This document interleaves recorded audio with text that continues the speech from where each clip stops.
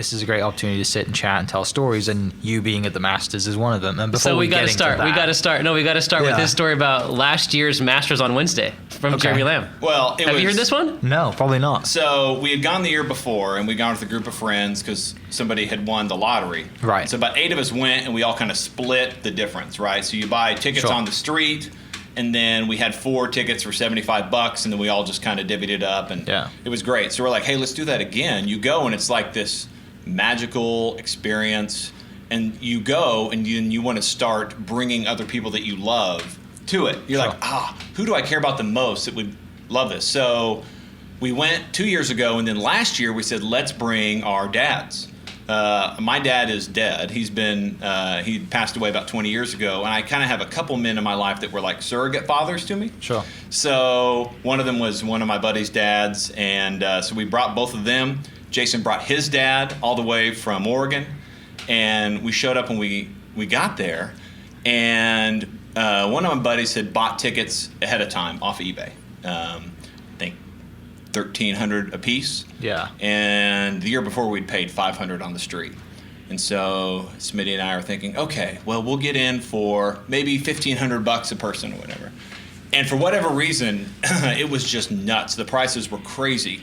And Smitty and I go, and he's going to buy a ticket for him and your dad. Yeah. And I got to buy a ticket for myself on the street that morning getting into the Wednesday practice round. I buy one from a local dealer, and reputable, like a real guy, not just like some homeless man in a box. Some guy hasn't opened his jacket pocket and gone, check yeah. what I have for you right If you don't want these Masters tickets, here's a Rolex. And some Oakleys. No, he was a very normal dude. Yeah. And Smitty, you bought one for you and your dad. What'd you end up paying? Man, a lot more than I expected. Okay, we don't have to say. I think it was a lot. Yeah, I'll tell you what I paid. So I bought my ticket, and I bought my ticket for $2,500. One ticket. One ticket to get me in. Wednesday practice round. Wednesday practice round, $2,500. And because I wanted to get in, and I wanted to go in there and be in there with my friends and their dads, and we're taking them on this trip, and so I get in, and they go ahead of me, and I find my ticket, and I come in. And I walk through the gates, and they scan my ticket, and it doesn't scan, and it won't scan. And the guy looks at me, and I'm like, let's try it again. He's like, where did you get this ticket? I was like, I just bought it. And he scans it, doesn't scan. He's like, you need to come with me. And he like grabs me by the arm and escorts me to a private security room at Augusta, where they take a photocopy of my driver's license and the ticket. And the guy just sits across from me and says, this ticket is fake, and you're going to have to leave. And I'm like losing my mind, right? It's like 8 in the morning. I think we probably got up at 4:30 in the morning, drove over from Athens. Right.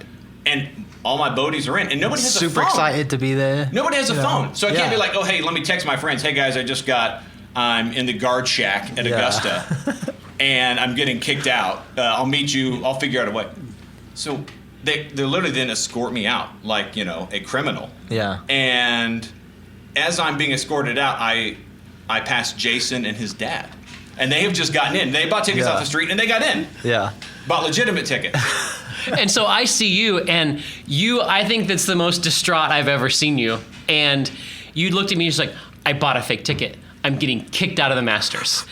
And we can't communicate. I hand you the keys to the rental car that you later cannot find, which had your phone in it. No. Yeah. And this is a part of the story, I'm guessing Katie will not listen to this podcast, but my wife, Katie, this is the part that she hates but I love this part. But for the next 5 hours, I'm having the time of my life with my dad, the trip of a lifetime. Right. And yet both of us look at one another and we're just like, Jer, I can't believe you bought a fake ticket. So we have this the joy of everything Masters, yet the pit of your stomach of that your best friend is out on the street with no money because we'd spent all our money. Oh, I had to stop by Chase and get a cash advance on my credit card because I didn't bring enough cash. I was like, well, I don't have enough money in my bank. I literally don't have enough money in my account to go buy another $2,500 ticket.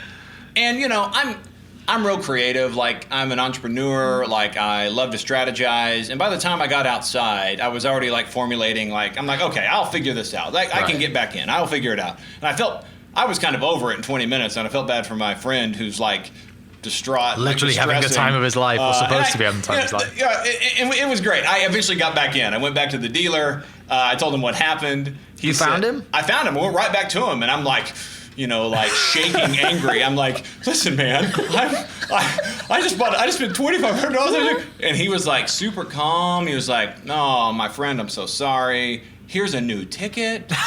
He hands me a fresh ticket. He's like, this happens sometimes when prices get this high. Because, again, they were 5 times what they were the year before. Jeez. And so he hands me a new ticket, and he's like, Try this one. He's See like, if how this much? one He's like, works. how much? He's like, how much money back can I give you to make it fair?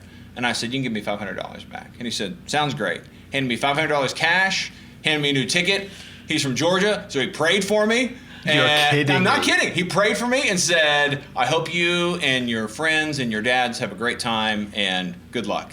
And I got in and eventually met up with everybody in the afternoon, and it was awesome. I got to one of the phone banks. I did not have your phone number or your wife's phone number because I don't have phone numbers in my head. Who knows phone numbers? Yeah, I don't know. So I Yeah, call I my know wife. my own, and that's it. I call my wife, and I don't even talk to her about the Masters or anything. I was just Right. like, I need Jeremy Lamb's phone number and Lori Lamb's phone number. And I scratch it into the green Masters phone booth because I have no pen, no paper, nothing to write on.